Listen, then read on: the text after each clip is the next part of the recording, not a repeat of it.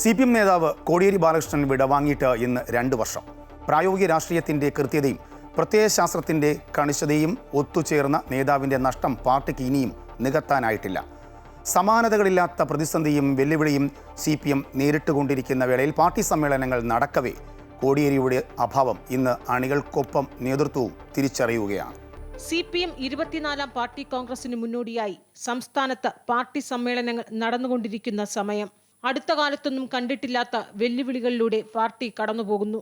സമ്മേളനത്തിലുടനീളം കീഴ്ഘടകങ്ങളിൽ നിന്നുയരുന്ന ചോദ്യശരങ്ങൾക്ക് മറുപടി പറയാനാകാതെ നേതൃത്വം പതറുമ്പോൾ ഇക്കാലമത്രയും പ്രതിസന്ധി ഘട്ടങ്ങളിൽ പ്രായോഗിക രാഷ്ട്രീയത്തിന്റെ വക്താവായി നിന്ന രക്ഷാദൗത്യം ഏറ്റെടുത്ത നേതാവിനെ എല്ലാവരും ഓർത്തുപോകുന്നു.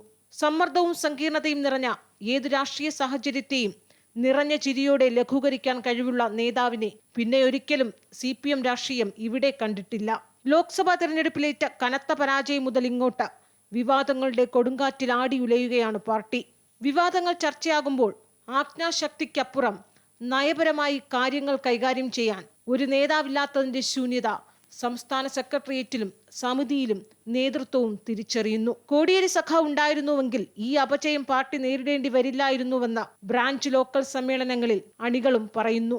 എന്തിനേറെ മുഖ്യമന്ത്രിക്കും പാർട്ടിക്കുമെതിരെ യുദ്ധം പ്രഖ്യാപിച്ച PV അൻവർ പോലും കോടിയേരി ഉണ്ടായിരുന്നുവെങ്കിൽ തനിക്കിങ്ങനെ പോർമുഖം തുറക്കേണ്ടി വരില്ലായിരുന്നുവെന്ന് പറയുന്നു. എതിരാളികളുടെ പോലും സ്നേഹാദരങ്ങൾ ഏറ്റുവാങ്ങി അടിമുടി പാർട്ടിക്കാരൻ തന്നെയായിരുന്നു കോടിയേരി ബാലകൃഷ്ണൻ. കുടുംബത്തിനെതിരായ ആരോപണം പാർട്ടിയെ പ്രതിക്കൂട്ടിലാക്കിയപ്പോൾ സെക്രട്ടറി സ്ഥാനം ഉപേക്ഷിച്ച് മാറി നിന്ന് മാതൃക കാട്ടി. അനാരോഗ്യം പോലും മറന്ന് തെരഞ്ഞെടുപ്പ് വേളയിൽ കർമ്മനിരതനായ നേതാവിന്റെ ഓർമ്മകൾ പോലും അണികൾക്ക് ഇന്നും ആവേശം തന്നെയാണ്.